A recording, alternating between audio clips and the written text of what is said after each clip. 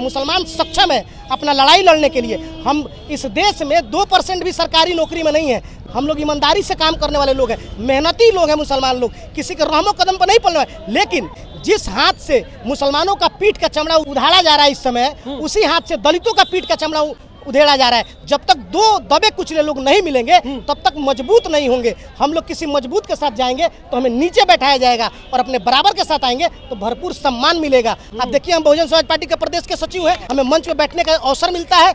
2 सांसद को लोकसभा चुनाव में राष्ट्रीय जनता दल ने टिकट दिया, दोनों सांसद हार गए। वो कैसा गठबंधन, वो कैसा समीकरण, जिस समीकरण से एक मुसलमान को अब सांसद नहीं बना पा रहे हैं। 65 विधानसभा में मुसलमानों को टिकट दिया जाता है। आप बताइए, 65 मुसलमानों को अगर विधानसभा में टिकट दिया गया तो 65 नेता बने ना अपने समाज के लिए, ब्लॉक में, थाना में नहीं नेता बने ना। 65 लोगों को विधायक जी लोग कहेगा ना, 10,000, 15,000, 8,000 वोट है, किसी ब्लॉक पे चढ़ जाएगा अपने समाज के लिए, किसी थाना पे चढ़ जाएगा अपने समाज के लिए। ये प्रखंड अध्यक्ष, उपाध्यक्ष, जिला अध्यक्ष बना के राष्ट्रीय जनता दल कांग्रेस के लोग बस गुमराह करते हैं मुसलमानों को। मुसलमान समाज ये राजद के वोट जो देते आ रहे हैं, वो लोग बसपा के साथ आ जाते हैं। तो आप जोड़िए 15 और 17, 32% वोट हो गया। लेकिन क्यों आपके साथ आएंगे? तेजस्वी उनके लिए ईट सीट बजा रहे हैं आजकल। विधानसभा चुनाव से पहले बीएसपी पटना में शक्ति प्रदर्शन के तौर पर एक आयोजन रखी है, जिसमें हजारों लोग पटना के अलग अलग हिस्सों से पहुंचे हैं। गोपालगंज से भी कुछ लोग पहुंचे हैं। सदमान अली है जो प्रदेश के सचिव है, आज आप लोग पहुंचे हैं पटना के रविंद्र भवन में, शक्ति प्रदर्शन हो रहा है। देखिए, बहुजन समाज पार्टी महापुरुषों के विचारधारा पर चलने वाली पार्टी है। संत रविदास जी इस देश में ऊंच नीच, भेदभाव, छोटा बड़ा का जब मजबूत खाई था, उस समय संत रविदास जी ने अपने व्याख्या से, अपने वाणियों से मनुवाद पे प्रहार करने का काम किया था। उन्हीं के जन्म दिवस के अवसर पे ये कार्यक्रम रखा गया है, और ये कार्यकर्ता सम्मेलन भी। संत रविदास जयंती के बहाने आप लोग अपना संख्या बल नहीं दिखा रहे हैं, जिस तरीके से यहाँ पर पूरे बिहार भर से लोग पहुंचे हैं, जिस तरह से भीड़ है यहाँ पे। देखिए, जब किसी महापुरुष का जयंती मनाया जाएगा तो पार्टी के बूथ स्तर के कार्यकर्ता, पंचायत स्तर के कार्यकर्ता निश्चित ही आएंगे। जब पार्टी के गाइडलाइन में है कि महापुरुषों को विचारधारा को मजबूत करना है और उनके विचारधारा को जन जन तक पहुंचाना है। जब हम विचारधारा को जन जन तक पहुंचाएंगे तो पता चलेगा कि ये जो भारतीय जनता पार्टी है, ये कांग्रेस है, और भी जो राजनीतिक दल है संविधान की बात करती है, महापुरुषों की बात करती है, लेकिन महापुरुषों का जो विचारधारा है उस पर चल नहीं पाती है। इसीलिए हम लोग अपने लोगों को बताते हैं कि रविदास जी ने क्या किया। रविदास जी ने जो यातनाएं समाज पे होती थी, उस यातनाओं के लिए उन्होंने अपना क्या योगदान दिया। बाबा साहब भीमराव अम्बेडकर ने क्या योगदान दिया, मानव कांसीराम साहब ने क्या योगदान दिया, ये अपने लोगों को हम लोग बता रहे हैं कि भाई ये जो अभी जो सेकुलर पार्टियां हैं वो आरोप लगा रही है कि बीएसपी भाजपा के लिए काम कर रही है, भाजपा इससे मजबूत हो रही है, जिस तरह से बहन जी साइलेंट हो गई है। तो कैसे लोगों को आप लोग समझा पाइए कि नहीं आप ही लोग हैं जो महापुरुषों की विचार को आगे बढ़ा रहे हैं? देखिए, बहुजन समाज पार्टी साइलेंट होती तो ये रविंद्र भवन में 5,000 लोग, 10,000 लोग नहीं आते। बहुजन समाज पार्टी कभी साइलेंट नहीं हुई। देश के माननीय गृह मंत्री अमित शाह ने बाबा साहब के ऊपर जो कमेंट किया था, उसके लिए उसके विरुद्ध में बहुजन समाज पार्टी ने प्रखंड स्तर पे धरना दिया। पूरे देश में भारतीय जनता पार्टी को कोसने का काम किया, अमित शाह को घेरने का काम किया। वो कौन किया? बहुजन समाज पार्टी के कार्यकर्ताओं ने किया। एक बात है कि बहुजन समाज पार्टी रोड पे धरना प्रदर्शन और उग्र आंदोलन कम करती है, क्योंकि बहुजन समाज पार्टी के कार्यकर्ता लोग गरीब होते हैं, कमाने खाने वाले लोग होते हैं, और ये भारतीय जनता पार्टी और जो ये विपक्ष की पार्टियां हैं, ये लोग हमारे लोगों को फंसाने का काम करती है। बताइए, कार्यकर्ताओं पे 2 किता केस हो जाएगा तो कमाएगा कैसे, खाएगा कैसे, और पार्टी के लिए लड़ेगा कैसे? तो हम लोग तो कभी साइलेंट नहीं है। और जो बी टीम कह रहे हैं, आप देखिए दिल्ली में भारतीय जनता पार्टी को जिताने के लिए कांग्रेस ने जी जान लगा दिया। भारतीय जनता पार्टी जीता, कांग्रेस ने जीता है। बिल्कुल, कांग्रेस जितना वोट काटा उसी से भाजपा जीत गई।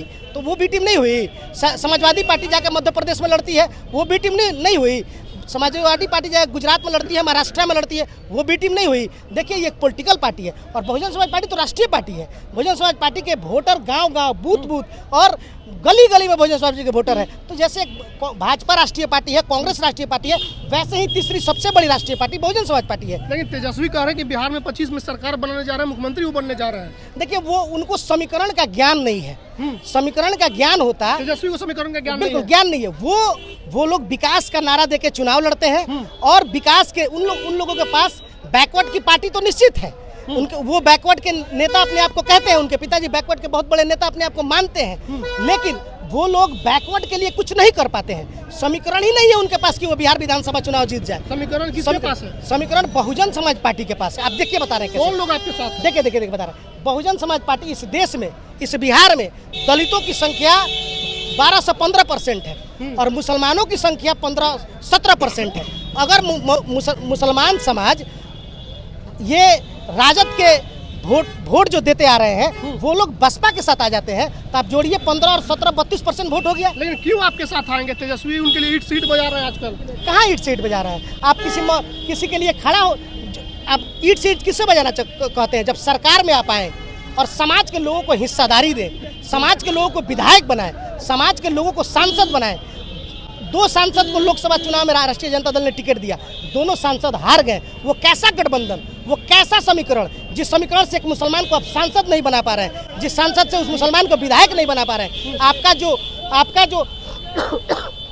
आपका जो वोटर है, यादव समाज का वोटर है, अब जो आपका बेस वोटर है, वो वोट मुसलमान प्रत्याशी के ऊपर प्लस नहीं कर पा रहा है, तो उस समीकरण का क्या मतलब है? तो मुसलमानों के लिए तेजस्वी ईमानदारी से काम नहीं कर रहे हैं, आप ये कह रहे हैं? देखिए, ईमानदारी हिस्सेदारी नहीं दे रहे हैं। देखिए, मुसलमानों के लिए किसी को ईमानदारी से काम करने की जरूरत नहीं है। मुसलमान सक्षम है अपना लड़ाई लड़ने के लिए। हम इस देश में 2% भी सरकारी नौकरी में नहीं है, लेकिन हमारे घर में किसी भी के भी घर में जाकर देखिएगा तो 3 टाइम का खाना बनता है, लोग खाते हैं। हम लोग ईमानदारी से काम करने वाले लोग हैं, मेहनती लोग हैं मुसलमान लोग, किसी के रहमो कदम पर नहीं पलना है। लेकिन जो सत्ता में हिस्सेदारी की बात आती है तो ये राजतंत्र तो है नहीं, ये लोकतंत्र है। लोकतंत्र में कोई पॉलिटिकल पार्टी ही आपको हिस्सेदारी देगा, तो हिस्सेदारी राष्ट्रीय जनता दल अपने सरकार में आती है तो किसी को अपना हिस्सेदारी नहीं देती है। तो मुसलमान दलित अब एक साथ आकर के बिहार में सरकार बनाएंगे? हमारा तो आह्वान है कि दलितों के साथ आइए। देखिए, जिस हाथ से मुसलमानों का पीठ का चमड़ा उधाड़ा जा रहा है इस समय, उसी हाथ से दलितों का पीठ का चमड़ा उधेड़ा जा रहा है। जब तक 2 दबे कुचले लोग नहीं मिलेंगे तब तक मजबूत नहीं होंगे।